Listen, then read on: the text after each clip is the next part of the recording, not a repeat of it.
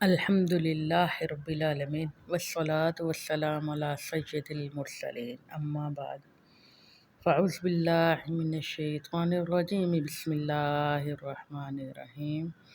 فرمان آخری نبی صلی اللہ علیہ وآلہ وسلم، جس نے مجھ پر ایک مرتبہ درود پاک پڑھا، اللہ رب العزت 10 اس کے گناہ مٹا دے گا۔ صلو علی الحبیب صلی اللہ علی محمد صلی اللہ علیہ وآلہ وصحبہ وازواجہ وبارک وسلم۔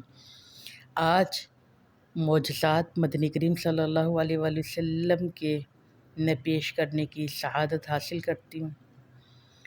اللہ رب العزت نے آقا علیہ السلام کو مکمل سر سے پاؤں تک معجزہ بنا کر بھیجا۔ بے شمار معجزے ہر نبی کے پاس، کبھی جبرائیل 10 مرتبہ ہے، کسی کے پاس 20 مرتبہ، کسی کے پاس 100 مرتبہ، مگر جبرائیل اتنی مرتبہ آئے کہ 1,24,000 اس سے بھی زیادہ جبرائیل کم و بیش میرے مدنی کریم صلی اللہ علیہ وآلہ وسلم کے پاس ہے۔ اور قرآن آپ کا معجزہ۔ چند معجزے، سب سے پہلے تو اعلان نبوت کی کہ ابتدائی اسلام کا ایک واقعہ۔ حضرت علی ابتدائی اسلام کا ایک واقعہ بیان کرتے کہ ہم سید عالم صلی اللہ علیہ وآلہ وسلم کی خدمت میں بیٹھے ہوئے تھے، اتنے میں ایک اجنبی آیا۔ اس کے چہرے اور لباس سے ظاہر ہوتا ہے کہ وہ بہت دور سے آیا۔ ہمارے قریب آ کر کھڑا ہو گیا اور اس نے کہا کہ آپ میں سے محمد کون ہے؟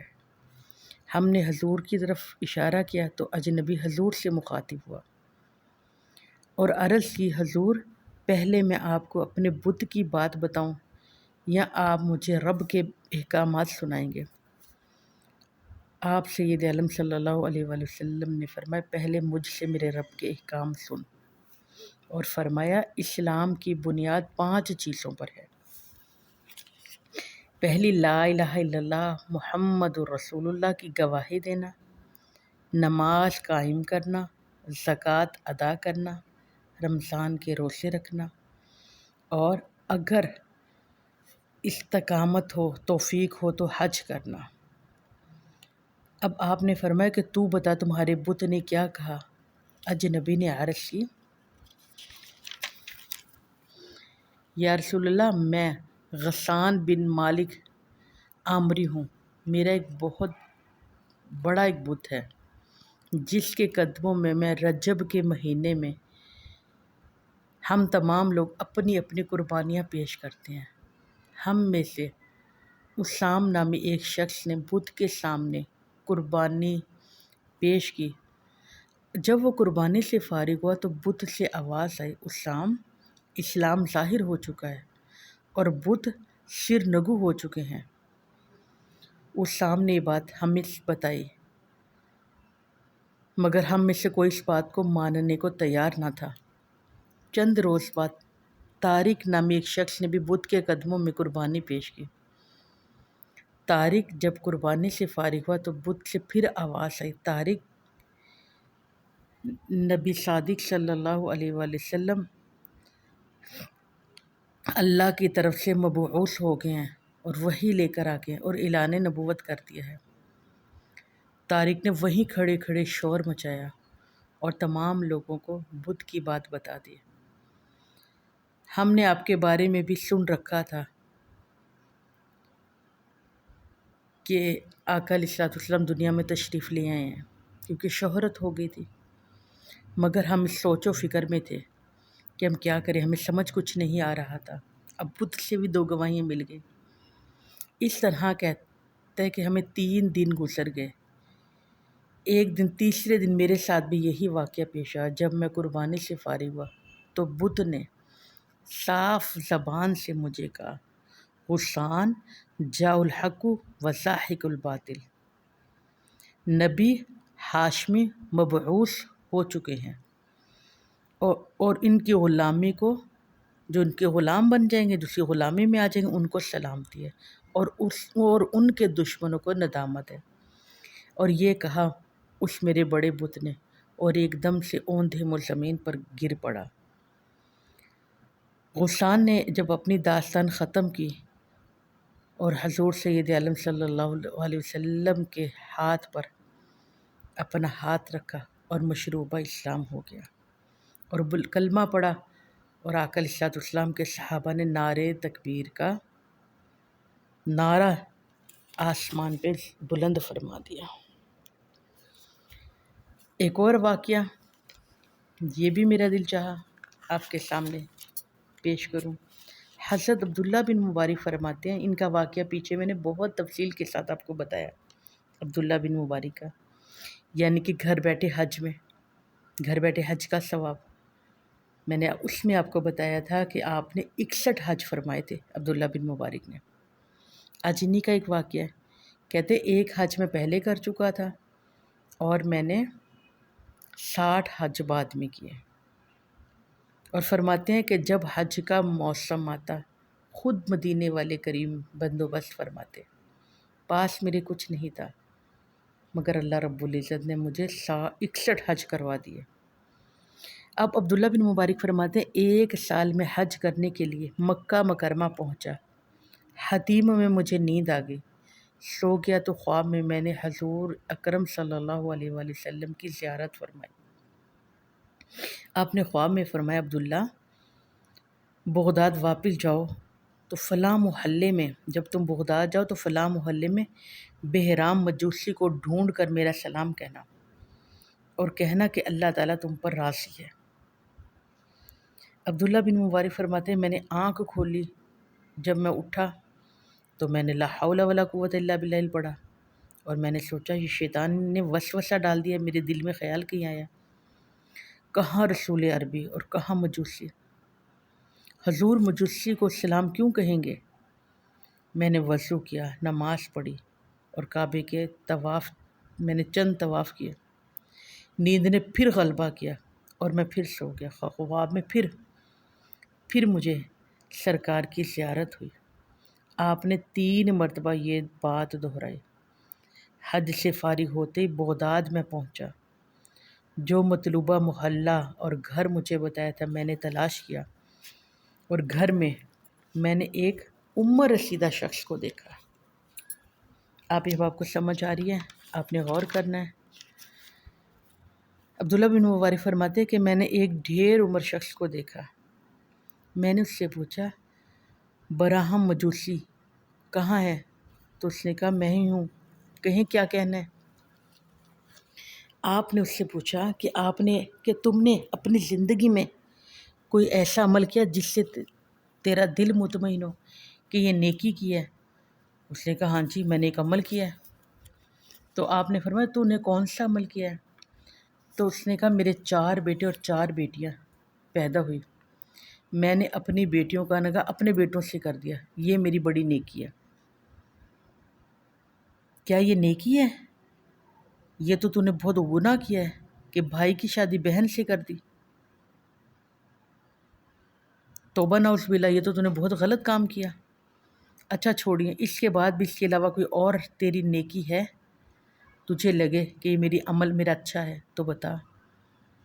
تو اس نے کہا ایک اور میری بیٹی اللہ نے مجھے دی، میری بیٹی بڑی خوبصورت، رشک کمر، غیرت آفتاب، اتنی خوبصورت کہ اس کا مجھے کوئی ہمسر نہ ملا، میں اس کے لیے رشتہ ڈھونڈتا رہا مگر مجھے کوئی رشتہ نہ ملا، پھر میں نے خود اس کے ساتھ نکاح کر لیا۔ لا حول ولا قوت الا باللہ، ستم بلائے ستم کہ تو اتنے گناہ پہ گناہ کرتا رہا۔ تو اس نے کہا سنو تو صحیح، ابھی میری بات ادھوری ہے، میری بات ابھی پوری نہیں ہوئی۔ تو اس مجوسی نے کہا پھر میں نے اپنی بیٹی سے شادی کی تو میں نے دعوت ولیمہ کی، اس دعوت میں نے 1000 سے زیادہ مجوسیوں کو اس دعوت پہ بلایا، میں نے 1000 مجوسیوں کو بلکہ اس سے بھی زیادہ لوگوں کو کھانا کھلایا، تو یہ میری نیکی ہے۔ آپ نے کہا نہیں، ذرا سوچ کر بتاؤ اس کے علاوہ بھی کوئی تو نے نیکی کی ہے؟ تو برہم نے کہا اپنی بیٹی کے ساتھ جب میں شب عروسی گزار رہا تھا کہ ایک مسلمان عورت چراغ جلانے کے لیے میرے گھر آئی، میں نے اس کو چراغ جلا کر دے دیا، تھوڑی دیر کے بعد وہ بجھا ہوا چراغ لے کر پھر میرے گھر آئی، میں نے پھر چراغ جلا دیا۔ چند لمحے نہ گزرے کہ وہ بی بی پھر آئی۔ تو تیسری مرتبہ بی بی آئی تو میرے دل میں خیال آیا کہیں چور تو نہیں ہے، کہیں جاسوسی تو نہیں کرنی آئی، کہیں بی بی کا کوئی جاسوسوں کے ساتھ تو تعلق نہیں ہے۔ کہا میں نے چراغ جلا دیا۔ میں دبے پاؤں اس کے پیچھے پیچھے چلتا رہا، یہاں تک کہ اس کے اپنے گھر میں وہ داخل ہو گئی۔ وہ بچوں کی ماں تھی۔ اس کے چھوٹی چھوٹی بچیاں اس کو دیکھ کے رونے لگی اور پوچھنے لگی، ماں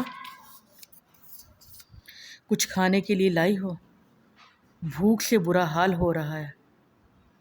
اب تو صبر کے بندھن ٹوٹ گئے ہیں۔ عورت بولی، مجھے 10 سے سوال پھیلانے سے شرم آئی۔ خدا کے سوا غیر سے کیسے مانگوں؟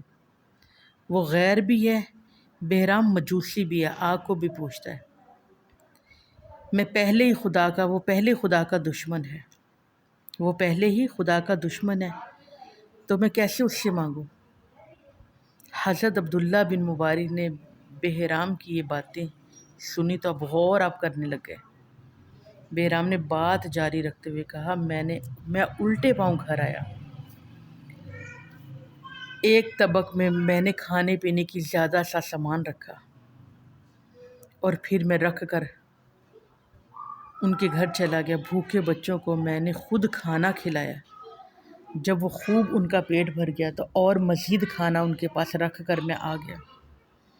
بہرام نے بات ختم کی تو عبداللہ بن مبارک نے اپنا خواب اس کو سنایا اور فرمایا، بے شک اللہ کے ہاں تیری یہ بڑی نیکی ہے۔ بہرام مبارک ہو، سید عالم صلی اللہ علیہ وآلہ وسلم نے تم پر سلام بھیجا، کہ تمہیں سلام کہا ہے اور فرمایا خدا تم پر راضی ہے۔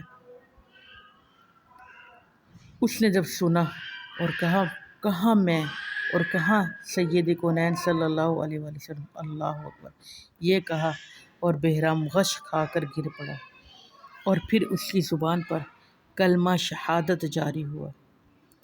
عین اسی لمحے بہرام کی روح پرواز کر گئی اور حضرت عبداللہ بن مبارک فرماتے ہیں کہ وہ ایک دم سے جب گرا اور گرتے ہی اس کی روح پرواز کر گئی، اور میں نے خود بہرام کو غسل دیا اور کفن دیا اور جنازہ پڑھایا اور پھر خود ہی میں نے اس کو دفنایا۔ عبداللہ بن مبارک اکثر فرمایا کرتے تھے، سخاوت کیا کرو لوگو، سخاوت کیا کرو۔ سخاوت دشمن کو محبوب کے درجے پر پہنچا دیتا ہے۔ جی ہاں، جو سخی ہوتا ہے وہ دشمن کو محبوب بنا دیتا ہے۔ آپ کو سمجھ آ گئی، مجوسی آگ کو پوجنے والا کتنا گناہ گار، کتنا بدکار، کتنا زیادہ عیبی، مگر مصطفیٰ کریم نے اس کو کیسے سلام بھی بھیجا اور کیسے اس کو شہادت والی پھر کلمے والی موت نصیب بھی ہو گئی۔ آپ آقا علیہ الصلوۃ والسلام کے چرچے تھے۔ ایک اور واقعہ ابو جہل کا یاد آ گیا۔ ابو جہل کے گھروں میں کافر جمع تھے، وہ سب مصطفیٰ کریم صلی اللہ علیہ وسلم کو مارنے کی تدبیریں کرتے تھے۔ طارق السیدانی دوڑتا ہوا آیا کہ آج اگر میری بات مان لو۔ ابو جہل کے گھر میں سب لوگ جمع تھے تو اس نے وہیں آ کر کہا کہ محمد کا قتل کرنا آسان رہے گا۔ وہ کس طرح؟ کافروں نے پوچھا تو طارق بولا، اس وقت محمد صلی اللہ علیہ وسلم کعبے کی دیوار کے ساتھ پشت لگائے بیٹھے ہیں، ہم میں سے کوئی کعبے کی چھت پر چڑھ کر ان کے سر پر وزنی پتھر مارے تو وہ موقع پر ہی شہید ہو جائیں گے، معاذ اللہ۔ یہ سنتی شباب نامی کافر اٹھا اور بولا، مجھے اجازت دو، میں اس وقت آقا کو شہید کر کے آتا ہوں۔ سب نے مل کر اجازت دے دی۔ ایک بڑا پتھر لے کر وہ کعبے کی چھت پر چڑھا اور حضور سید عالم صلی اللہ علیہ وآلہ وسلم کے سر انور کا نشانہ بنا کر پتھر نیچے پھینک دیا۔ پھر اچانک کیا ہوا؟ اچانک کعبے کی دیوار سے ایک پتھر نکلا، جس نے پہلے پتھر کو ہوا میں روکے رکھا، جس نے پتھر کو اپنے اوپر روکے رکھا، ہوا ہی میں پتھر ٹھہر گیا، یہاں تک کہ مصطفیٰ کریم صلی اللہ علیہ وآلہ وسلم تھوڑی دیر کے بعد اٹھے اور اپنی جگہ سے اٹھ کر جب چلے تو پتھر دوبارہ کعبے کی دیوار میں جا لگا اور جو شباب کا پتھر وہ زمین پر گر پڑا، اور شباب کھڑا یہ منظر دیکھ رہا تھا، چھت سے نیچے اترا اور حضور کے قدموں میں گرا اور پکار کر بولا اشہد ان محمدن عبدہ و رسولہ۔ ویکھن نوں ساڈے ورگا 80 کدوں اس مول دے تے تو عرشاں تے پھردا تے اسی گلیاں دے وچ رل دے۔ میرے مدنی کریم کو اللہ نے وہ شان دی تھی، ایسا محبوب ہے، ایسا محبوب کہیں ہے نہ کہیں ملے گا، بیٹھا ہے چٹائی پر مگر عرش نشیں ہے۔ میرے مصطفیٰ کریم کی بہت شان ہے۔ جی ایک اور معجزہ، یہ بھی اسلام کی شروعات کا واقعہ۔ حضور سید عالم صلی اللہ علیہ وآلہ وسلم نے اعلان نبوت کیا۔ انہیں ایام میں ابو جہل قریش کے اشراف کا ایک وفد لے کر ابو طالب کے پاس آیا۔ یہ لوگ حضور کے چچا سے بولے، آپ کے بھتیجے ہمارے دین کے برعکس ایک نئے دین کی اشاعت کر رہا ہے، ہر وقت ہمارے بتوں کی تکذیب میں لگے رہتے ہیں، یہ بات ہمارے لیے ناقابل برداشت ہے۔ وہ صرف آپ کے لیے شرف امجد ہیں، اس لیے ہم خاموش ہیں کہ محمد صلی اللہ علیہ وآلہ وسلم اگر عداوت کو چھوڑ دیں، وفا کی راہ اختیار کرے تو بہتر ہے، ورنہ ہمارے اور آپ کے درمیان ایک ہی راستہ باقی رہے گا، وہ ہے تلوار کا۔ آپ لوگ آرام سے تشریف رکھیں۔ ابو طالب نے کہا کہ میں محمد صلی اللہ علیہ وآلہ وسلم کو بلاتا ہوں، ان سے باتیں کرتا ہوں، وہ دیکھتے ہیں وہ کیا جواب دیتے ہیں۔ ابو طالب نے حضور سید عالم صلی اللہ علیہ وآلہ وسلم کے پاس پیغام بھیجا، آپ آئے۔ ابو طالب چرپائی پر ٹیک لگائے بیٹھے تھے، کافروں کو پیچھے چھوڑتے ہوئے۔ ابو طالب اپنے چچا کے پہلو میں تکیہ لگائے بیٹھ گئے، ان کے ساتھ تکیہ لگا کر بیٹھ گئے۔ اشراف مکہ کو یہ بات بہت ناگوار گزری اور غصے میں وہ آ گئے۔ انہوں نے کہا حضور کی اس رویے کو ہم اپنی توہین قرار دیتے ہیں۔ دیکھا آپ نے کس طرح بے تکلفی آپ کے پہلو میں بیٹھ گئے، ہماری موجودگی کا بھی انہیں کوئی احساس نہیں، ہمارا خیال ہی نہیں کیا، ہم تو بہت بڑے لوگ ہیں، اشراف مکے کی۔ یہ سن کر ابو طالب نے جواب دیا، اگر وہ اپنے دعوے نبوت میں سچا ہیں تو عین ممکن ہے کہ آج وہ جو قدم چرپائی پر ہے کل وہ تمہاری گردنوں پر ہوں گے۔ اگر یہ دعوے نبوت میں سچے ہیں تو انہیں کہیے کہ کوئی معجزہ دکھائیں۔ کافروں نے کہا کہ ہم دیکھ کر اس کی تصدیق کریں اور ان پر ایمان لیں۔ اشراف مکہ کی یہ بات سن کر ابو طالب نے حضور سید عالم صلی اللہ علیہ وآلہ وسلم نے کہا سن لیا آپ نے یہ لوگ کیا کہہ رہے ہیں؟ آپ نے کہا چچا محترم میں نے سن لیا، جو یہ معجزہ چاہتے ہیں میں ابھی دکھاتا ہوں۔ سبحان اللہ، میری مدنی کریم نے فرمایا کہ یہ جو معجزہ چاہتے ہیں میں ان کو دکھاتا ہوں، ان سے کو کیا معجزہ دیکھنا ہے۔ حضور نے فوراً جو جواب دیا تو کفار پریشان ہو گئے اور آپس میں مشورہ کرنے لگے کہ کون سا ایسا معجزہ طلب کریں۔ اب بہت سوچ بچار کے بعد انہوں نے دیکھا کہ مکان کے صحن میں ایک بہت بڑا پتھر پڑا ہے، اور اس بات پر سب متفق ہو گئے کہ اس پتھر سے درخت اگے۔ اب درخت اگنے کا مطالبہ کیا، چنانچہ کفار نے کہا کہ اگر آپ اللہ کے سچے نبی ہیں تو اس پتھر کے سینے سے ابھی درخت اگے، یہ پتھر سے ابھی درخت اگے اور اونچا بھی ہو جائے، تیار ہو جائے۔ ابھی انہوں نے یہ لفظ کہا، بات کی اسی وقت جبرائیل حضور کی خدمت میں حاضر ہو گئے اور عرض کی یا رسول اللہ، اللہ کا ارشاد ہے کہ جب سے میں نے اس پتھر کو پیدا کیا میں نے پہلے ہی سے اس پتھر کے شکم میں درخت پیدا کر رکھا ہے، مجھے علم تھا کہ کافر آپ سے یہ معجزہ طلب کریں گے۔ یہ سن کر میرے مدنی کریم صلی اللہ علیہ وآلہ وسلم نے ہاتھ اٹھائے اور دعا کی۔ ابھی ہاتھ چہرے پر نہیں پھیرے تھے کہ اچانک پتھر کا سینہ چاک ہو گیا اور درخت سے ایک پتھر نکلنا شروع ہوا۔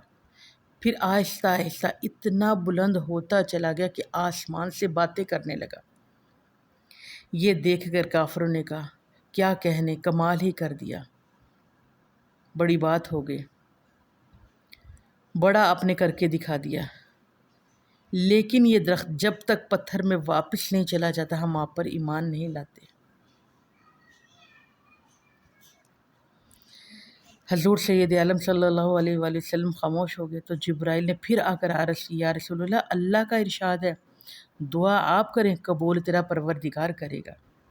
حضور نے پھر ہاتھ اٹھائے، پھر نبوت والے ہاتھ اٹھے، پھر مناجات ہوئے، پھر دعا ہوئی تو درخت آہستہ آہستہ پتھر میں غائب ہوتا چلا گیا اور کافر اٹھ کھڑے ہوئے اور یہ کہتے ہوئے گھر سے نکلے، آپ سے بڑا جادوگر کوئی ہم نے نہیں دیکھا۔ آپ سے بڑا، توبہ نعوذ باللہ، آپ سے بڑا ہم نے جادوگر کوئی نہیں دیکھا۔ نہ انہوں نے اسلام لانا تھا، نہ وہ لائے۔ میرے مصطفیٰ کریم صلی اللہ علیہ وآلہ وسلم کو اللہ نے بہت شان و مرتبے عطا فرمائے تھے۔ ایک اور یہودی شخص میرے مصطفیٰ کریم صلی اللہ علیہ وآلہ وسلم کو قتل کرنے کے لیے آیا۔ اسے بھی بہت زیادہ اونٹوں کا لالچ دیا۔ تو وہ جب آیا اور آ کر مصطفیٰ کریم کو دیکھا اور دیکھتا ہی رہ گیا اور پوچھا لوگوں سے کہ یہ کون ہے، تو لوگوں نے بتایا یہ محمد بن عبداللہ ہیں، عبداللہ کے صاحبزادے ہیں اور ہم انہیں اللہ کا سچا رسول کہتے ہیں۔ تو وہ شخص کہتا ہے کہ میں نے دیکھا اور میں دیکھتا ہی رہ گیا، اور آپ نے فرمایا کہ تو کون ہے؟ تو میں نے کہا حضور میں آپ کو توبہ نعوذ باللہ شہید کرنے آیا تھا، مگر آپ کو دیکھا تو مجھے لگا کہ آپ کے جیسا سچا انسان کوئی ہو ہی نہیں سکتا، آپ کے جیسا کوئی سونا انسان ہو ہی نہیں سکتا۔ تو آپ نے فرمایا پھر تو پڑھ لے کلمہ لا الہ الا اللہ محمد رسول اللہ۔ اس نے بلند آواز سے کلمہ پڑھا اور کہا حضور اب میں جاتا ہوں، اور وہ چلا گیا، اجازت لی اور چلا گیا۔ جب تھوڑی دور گیا اس کے دل میں خیال آیا کہ میں مصطفیٰ کریم صلی اللہ علیہ وآلہ وسلم کے قدموں میں بوسہ تو دوں، اتنا سونا چہرہ ہے، اتنی خوبصورت شخصیت ہے، اتنی پروقار شخصیت ہے، قدموں کا بوسہ لے لوں۔ وہ واپس پلٹا اور گھوڑے سے جلدی سے اترنے لگا کہ رکاب میں پاؤں پھنسا اور وہ گردن کے بل گرا اور وہیں شہید ہو گیا۔ اب آقا علیہ السلام نے اپنے غلاموں کو بلایا، ابوبکر صدیق کو بلایا، عمر فاروق کو بلایا، طلحہ بن زبیر کو، سلمان فارس کو، بلال کو، سب کو بلایا کہ کسی نے جنتی دیکھنا ہے تو اس کو دیکھ لو، کسی نے کوئی جنتی دیکھنا ہے تو اس کو دیکھ لو۔ تو پھر تمام واقعہ بتایا گیا تو کہا کہ یہ جنتی ہے۔ تو پھر میرے مدنی کریم نے خود اس کا نماز جنازہ پڑھایا، صحابہ کرام علیہ رضوان نے اس کو غسل اور کفن دیا۔